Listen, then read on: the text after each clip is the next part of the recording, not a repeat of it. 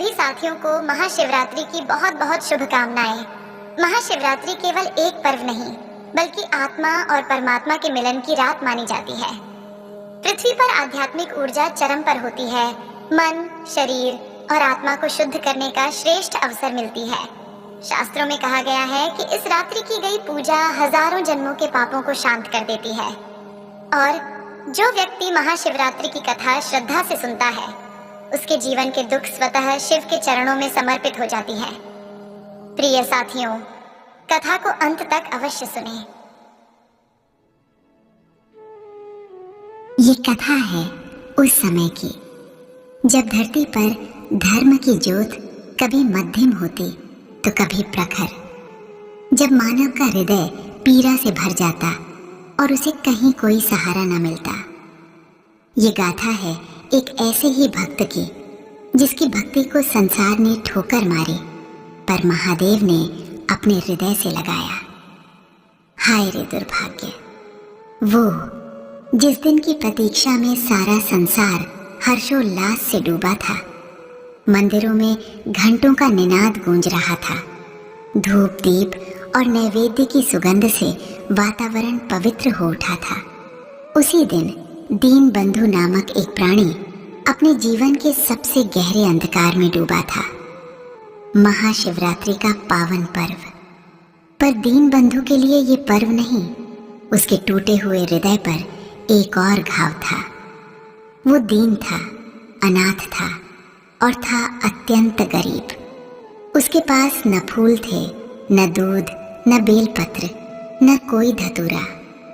उसके पास थी तो बस एक कांपती हुई आत्मा, एक फटा हुआ हृदय और आंखों में उमड़ते खारे आंसुओं का अथाह सागर। उसका नाम दीन बंधु था, पर उसका न कोई बंधु था, न कोई सहारा। गांव के बाहर एक टूटी फूटी झोपड़ी में वो अकेला रहता, जो शायद ही उसे तूफानों से बचा पाती। भूख उसकी नित्य सहचरी थी और अपमान उसके जीवन का दूसरा नाम।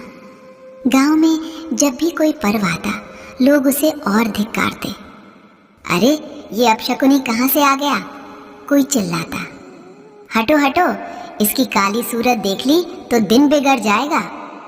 कोई दुकान वाला उसे अपने पास भटकने भी नहीं देता। उसके शरीर पर मैले कुचैले फटे पुराने वस्त्र थे, जो शायद ही उसके तन को ढक पाते थे। बाल बिखरे हुए, आंखें धसी हुई और चेहरा भूख व पीड़ा से जुर्रीदार। एक बार की बात है, गांव के मुखिया के घर विवाह था। दीन बंधु ये सोचकर कि शायद आज उसे कोई एक निवाला दे दे, हिम्मत करके उस घर के आंगन के बाहर जा खड़ा हुआ। उसकी आंखों में आशा की एक हल्की सी किरण थी, पर मुखिया के बेटे ने उसे देखते ही एक लकड़ी उठाई और जोर से चिल्लाया, भाग जा यहाँ से मनहूस, तेरी वजह से हमारा शुभ कार्य बिगड़ जाएगा। हट जा, नहीं तो हड्डी पसली एक कर दूंगा। लकड़ी की मार उसके दुबले पतले शरीर पर पड़ी और वो दर्द से कराहता हुआ, डगमगाता हुआ वहां से दूर भागा। उसकी आंखों से आंसू नहीं, मानो रक्त की बूंदें निकल रही थीं। वो दिन था जब उसने सोचा, क्या मेरा जन्म केवल मार खाने और धिक्कारे जाने के लिए हुआ है? क्या इस संसार में कोई नहीं जो मुझे अपना कहे? एक अन्य अवसर पर वो बहुत भूखा था। एक मंदिर के पास प्रसाद बंट रहा था। उसने सोचा, महादेव के द्वार पर तो कोई भूखा नहीं रहता। वो धीरे धीरे मंदिर की सीढ़ियां चढ़ने लगा। जैसे ही वो प्रसाद के पात्र के पास पहुंचा, एक पंडित जी ने उसे देखा और क्रोधित होकर बोले, खबरदार, तू यहाँ कैसे आ गया?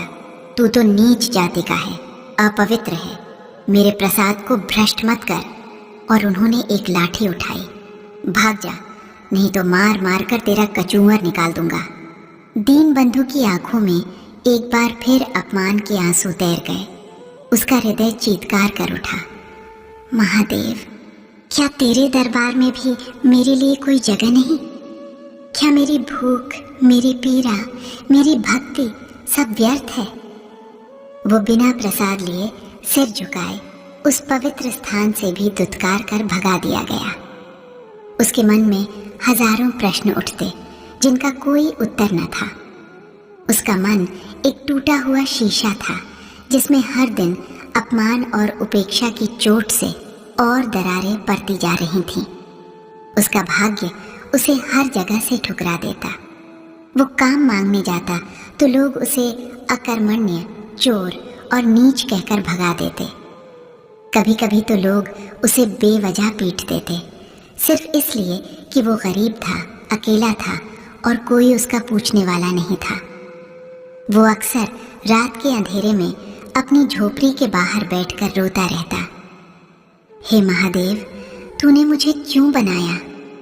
क्यों दिया मुझे ये जीवन जिसमें केवल पीड़ा और अपमान भरा है? क्या मेरा कोई अपराध है? क्या मैं तुझसे इतना भी नहीं मांग सकता कि एक पल के लिए ये दुख थम जाए? उसके आंसू, उसकी आहें, उसकी चीखें सब उस वीरान रात की हवा में विलीन हो जाते। कोई सुनने वाला न होता। और आज महाशिवरात्रि थी। गांव के मंदिर से भजन कीर्तन की ध्वनि आ रही थी।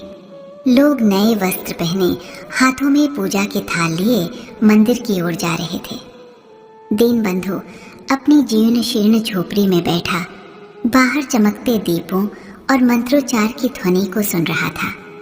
उसके हृदय में एक अजीब सी कसक उठ रही थी। सबके पास कुछ है अर्पित करने को, फूल, दूध, फल। मेरे पास क्या है? मेरा तो ये टूटा हुआ मन ही मेरा सब कुछ है। उसके मन में एक विचार कौंधा। आज तो महादेव का महापर्व है। क्या आज भी वे मुझे अपने द्वार से धिक्कार देंगे? नहीं, आज मैं जाऊंगा, चाहे कुछ भी हो जाए। मैं अपने महादेव के सामने जाकर अपनी व्यथा कहूंगा। उसने अपने फटे पुराने कपड़े कसे जो पहले से ही तार तार थे। उसके पैर लरखरा रहे थे। पेट में भूख की आग जल रही थी, पर उसके हृदय में एक अजीब सी शक्ति उमड़ रही थी, शिव के प्रति अनन्य भक्ति की शक्ति। वो धीरे धीरे कांपते कदमों से गांव के मुख्य शिवालय की ओर बढ़ा। रास्ते में कई लोगों ने उसे देखा। किसी ने मुंह फेर लिया, किसी ने भाग यहाँ से कहकर डांट दिया, पर दीनबंधु ने किसी की ओर नहीं देखा। उसकी आंखों में केवल मंदिर का शिव शिखर था। जैसे तैसे वो मंदिर के गर्भगृह तक पहुंचा। अंदर उत्सव का माहौल था। भक्तों की भीड़ थी। कोई दूध चढ़ा रहा था, कोई जल, कोई बेलपत्र। पंडित जी ऊंचे स्वर में मंत्रोच्चार कर रहे थे। दीनबंधु एक कोने में भीड़ से दूर शिवलिंग के ठीक सामने घुटनों के बल बैठ गया। वो इतना थक चुका था, इतना टूट चुका था कि उसके पास कुछ कहने की शक्ति ही नहीं थी। उसके पास न फूल थे न दूध, सिर्फ टूटा हुआ मन और सच्चे आंसू। उसकी आंखें शिवलिंग पर टिकी थीं।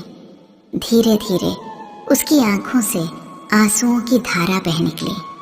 पहले धीमी, फिर तीव्र। वे आंसू उसके गालों से होते हुए उसकी दाढ़ी में और फिर मिट्टी पर गिरने लगे। वो सिसकने लगा। उसकी सिसकियां धीरे धीरे रुदन में बदल गईं। वो फूट फूट कर रोने लगा। अपनी सारी पीड़ा, सारा अपमान, सारा दुख उन आंसुओं में घोलकर शिवलिंग के चरणों में अर्पित कर रहा था। उसके होंठ कुछ कह नहीं रहे थे, पर उसका हृदय चीत्कार कर रहा था। हे मेरे महादेव, हे मेरे नाथ, तू जानता है मेरे पास कुछ नहीं है। आज मेरे ये आंसू ही मेरा अभिषेक है। मेरा ये टूटा हुआ मन ही मेरा बेलपत्र है। मेरी ये करुणा ही मेरा पुष्प है। स्वीकार करो मेरे प्रभु, मेरी इस अभागी आत्मा को स्वीकार करो। वो बिना किसी संकोच के, बिना किसी भय के अपनी सारी वेदना उस पवित्र शिवलिंग के सामने उड़ेल रहा था। उसका शरीर कांप रहा था, हृदय फट रहा था। उस क्षण उसे संसार की कोई सुध नहीं थी, बस उसका महादेव था और उसकी अनकही पीड़ा। उसकी आंखों से बहते आंसू जिन्हें दुनिया ने कभी एक बूंद भी महत्व नहीं दिया था, आज शिवलिंग को अभिषेक कर रहे थे। उसकी हर सिसकी, हर आह मानो महादेव को पुकार रही थी। उसी क्षण कैलाश पर श्वेत हिम मंडित शिखर पर माता पार्वती और भगवान शिव विराजमान थे। शिव अपने ध्यान में लीन थे और माता पार्वती अपने प्रिय स्वामी की सेवा में तत्पर थीं। पृथ्वी पर महाशिवरात्रि का महापर्व चल रहा था और कैलाश से सब कुछ साफ दिख रहा था। माता पार्वती ने देखा पृथ्वी पर मंदिरों में भक्तगण धूमधाम से पूजा अर्चना कर रहे हैं। वे प्रसन्न हुई। तभी उनकी दृष्टि एक छोटे से अंधेरे से कोने में बैठे एक प्राणी पर पड़ी। एक अत्यंत दुर्बल जीर्ण शीर्ण देह जो फूट फूट कर रो रही थी। हे महादेव! माता पार्वती का कोमल हृदय विचलित हो उठा। ये कौन है? ये प्राणी इतना दुख क्यों भोग रहा है? इसकी ये करुण पुकार मेरे हृदय को भी विदीर्ण कर रही है। भगवान शिव ने धीरे से अपनी आंखें खोली। उनकी दृष्टि भी उस दीनहीन भक्त पर पड़ी। उन्होंने एक पल के लिए अपने मुख पर एक हल्की सी मुस्कान धारण की, जैसे वे पहले से ही सब जानते हों। माता पार्वती ने देखा कि उस भक्त के पास न तो कोई सामग्री है, न कोई पुष्प, न कोई जल। वो बस अपने आंसू बहा रहा था। नाथ, ये कैसा भक्त है? इसके पास कुछ नहीं है, फिर भी इसकी भक्ति में ऐसी आग है कि मेरे रोम रोम को जला रही है। इसके आंसुओं में इतनी पीड़ा है कि मेरा हृदय पिघला जा रहा है। हे स्वामी, क्या ये उचित है कि आपका इतना सच्चा भक्त इतनी वेदना सहे? इसे तो लोगों ने हर जगह से दुत्कार दिया है, डांट कर भगा दिया है। इसकी हर आह में आपके लिए इतनी लगन है। मैं इसे इस अवस्था में नहीं देख सकती। मेरी आंखों में आंसू आ रहे हैं प्रभु। कृपा कीजिए मेरे स्वामी, इसे दर्शन दीजिए, इसे अपनी शरण में लीजिए। माता पार्वती का स्वर करुणा से भीग गया था। उनकी आंखों में भी आंसू छलक आए थे। महादेव ने माता की ओर देखा। उनके चेहरे पर असीम प्रेम और शांति थी। देवी, तुम तो जगन माता हो। तुम्हारी करुणा से ही ये सारा संसार चलता है। तुमने ठीक कहा, इसकी भक्ति में कोई कमी नहीं। संसार इसे नहीं पहचान पाया, परंतु मेरी दृष्टि से कुछ भी अदृश्य नहीं। इसकी हर चोट, हर अपमान, हर आंसू मेरे हृदय पर लगा है। भगवान शिव ने एक गहरी सांस ली। इसका हृदय शुद्ध सोने का है। जिसने इतनी ठोकरें खाई हैं, फिर भी मुझ पर से विश्वास नहीं खोया। यही सच्ची भक्ति है पार्वती, जो विपरीत परिस्थितियों में भी अटल रहे। आओ, हमें इस भक्त को दर्शन देने होंगे। इसका समय आ गया है। कैलाश के हिमशिखर से भगवान शिव और माता पार्वती ने पृथ्वी की ओर प्रस्थान किया। उनकी उपस्थिति से वातावरण में एक अद्भुत ऊर्जा का संचार हुआ। मंदिर में जहां दीन बंधु रो रहा था, वहां एक क्षण के लिए सन्नाटा छा गया। दीपों की लौ और प्रज्वलित हो उठी और हवा में एक अनुपम सुगंध भर गई, जो किसी फूल की नहीं बल्कि दिव्यता की थी। दीन बंधु, जो अभी भी अपने आंसुओं में डूबा था, उसने महसूस किया कि उसके चारों ओर एक अद्भुत शीतलता और शांति छा गई है। उसकी रुदन मंद पड़ गई और उसने धीरे से अपनी आंखें खोली। उसने देखा उसके ठीक सामने जहां शिवलिंग था, वहां एक अलौकिक प्रकाश फैल रहा था। उस प्रकाश के मध्य उसने दो दिव्य आकृतियां देखीं। एक थे शंख के समान गौर वर्ण वाले, त्रिशूलधारी, जटाजूट में गंगा को धारण किए, चंद्रकला से सुशोभित नीलकंठ, मृगछाला धारण किए योगेश्वर भगवान शिव, और उनके वाम भाग में सौंदर्य और करुणा की प्रतिमूर्ति, आभूषणों से सुसज्जित, कमल के समान नेत्रों वाली साक्षात आदि शक्ति माता पार्वती। उनके मुखमंडल पर दिव्य तेज था। उनकी मुस्कान में ब्रह्मांड का सार समाया हुआ था। दीन बंधु की आंखों में ये अद्भुत दृश्य देखकर पहले तो अविश्वास कौन था। क्या ये स्वप्न है? क्या भूख और पीड़ा से उसका मन भ्रमित हो गया है? उसने अपनी आंखें मली, पर वे दिव्य रूप ज्यों के त्यों खरे थे। उसके हृदय की धड़कनें तेज हो गईं। उसके पूरे शरीर में एक अद्भुत ऊर्जा का संचार हुआ, जैसे वर्षों की थकावट, पीड़ा और अपमान एक पल में ही धुल गए हों। उसने देखा भगवान शिव के नेत्रों में उसके लिए असीम करुणा थी और माता पार्वती की आंखों में ममता की एक अद्भुत धारा बह रही थी। वो कांप उठा। उसके होंठ खुले पर एक शब्द भी नहीं निकला। वो अपने घुटनों पर ही था और फिर धीरे धीरे उसने अपने आप को भूमि पर गिरा दिया, दंडवत प्रणाम करने के लिए। उसकी आंखों से अब आंसू नहीं बल्कि आनंद और कृतज्ञता के अश्रु बह रहे थे।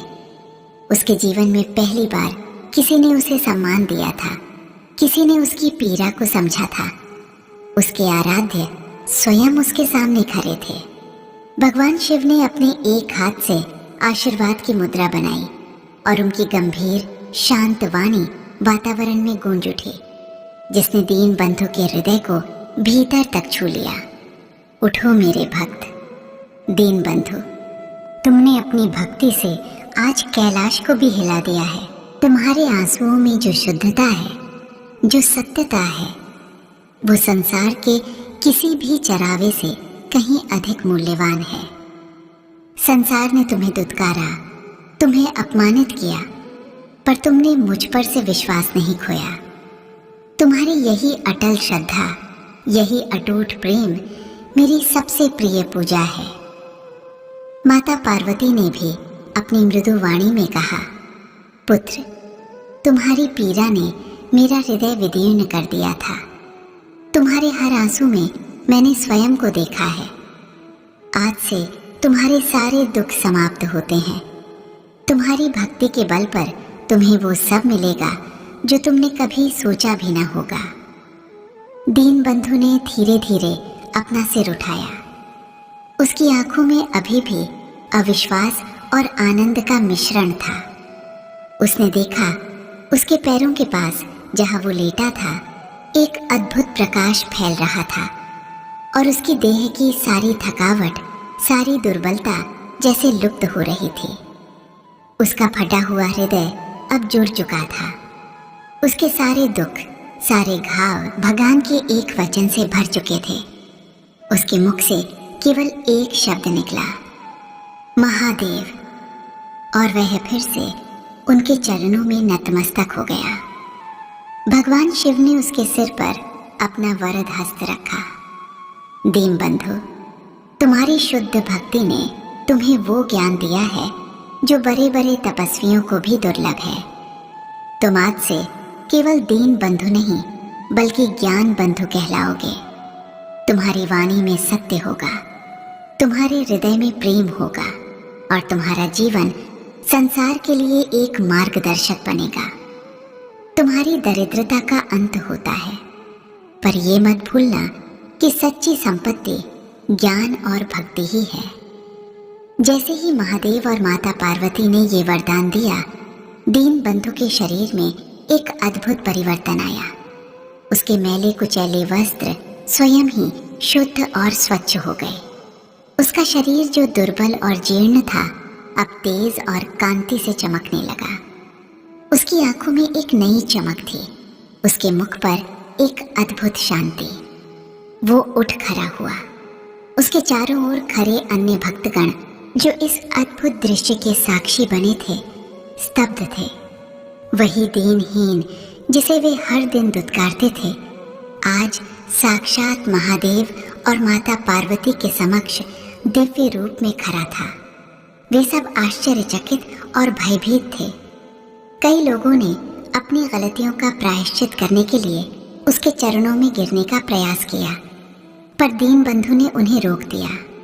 दीन बंधु ने मुड़कर उन लोगों की ओर देखा जिन्होंने उसे कभी ताना मारा था, डंडे से भगाया था उसकी आंखों में न क्रोध था न प्रतिशोध, केवल असीम करुणा थी। उसने हाथ जोर कर कहा, मेरे बंधुओं, आप सबने जो कुछ भी किया वो केवल आपकी अज्ञानता के कारण था। मैं आप सबसे क्षमा मांगता हूँ। यदि मेरी उपस्थिति से आपको कभी कोई कष्ट हुआ हो। उसकी वाणी में ऐसी विनम्रता और दिव्यता थी कि सुनने वाले मंत्रमुग्ध हो गए। भगवान शिव और माता पार्वती अपने भक्त को आशीर्वाद देकर धीरे धीरे उस दिव्य प्रकाश में विलीन हो गए। पर दीन बंधु का जीवन हमेशा के लिए बदल चुका था। वो अब न दीन था न ही अनाथ। उसने ज्ञान बंधु के नाम से अपना नया जीवन प्रारंभ किया। उसने अपने जीवन में किसी से कोई भौतिक सुख नहीं मांगा था, पर महादेव ने उसे वो ज्ञान, वो आत्मिक शांति दी थी जो संसार की किसी भी दौलत से बढ़कर थी। उसके मुख से निकली हर बात सत्य होती। उसके दर्शन मात्र से लोगों के कष्ट दूर होने लगे। वो जहां जाता वहीं प्रेम और भक्ति का प्रसार होता।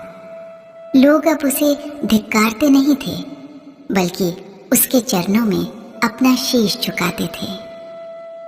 ये कथा हमें सिखाती है कि सच्ची भक्ति किसी चरावे की मोहताज नहीं होती। वो हृदय की पवित्रता में, आंसुओं की सच्चाई में और विपरीत परिस्थितियों में भी अटल विश्वास में बसती है। और दीन बंधु की कथा युगों युगों तक भक्ति और करुणा का मार्ग प्रशस्त करती रही है। प्रिय साथियों, इसी के साथ महाशिवरात्रि की ये पावन व्रत कथा यहाँ पूर्ण होती है। हम सभी माता भगवती और भगवान शिव के चरणों में प्रार्थना करते हैं कि उनकी दिव्य कृपा सदा आप सब पर बनी रहे। हर हर महादेव। जय मां आदिशक्ति।